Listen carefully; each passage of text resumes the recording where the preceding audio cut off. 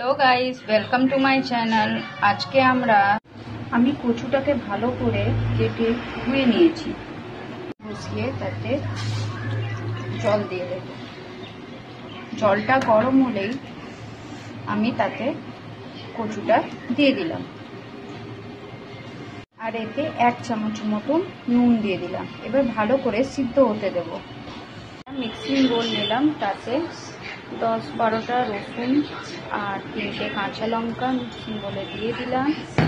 তারপরে কচু সিদ্ধ দিয়ে ভালো করে বেটে এর মধ্যে সর্ষে তেল দিয়ে দিলাম। একটু সর্ষে তেলটা বেশি দিলাম, আপনারা চাইলে সাদা তেলও দিতে পারেন, কিন্তু সর্ষে তেলে এই রান্নাটা খুব সুন্দর।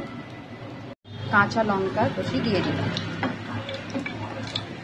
যে কচুটা আমি বেটেছিলাম সেটাই তেলের মধ্যে দিয়ে দিলাম, দিয়ে এবার ভালো করে মিক্স করব। এর মধ্যে আমি একটু সামান্য হলুদ দিয়ে দিলাম,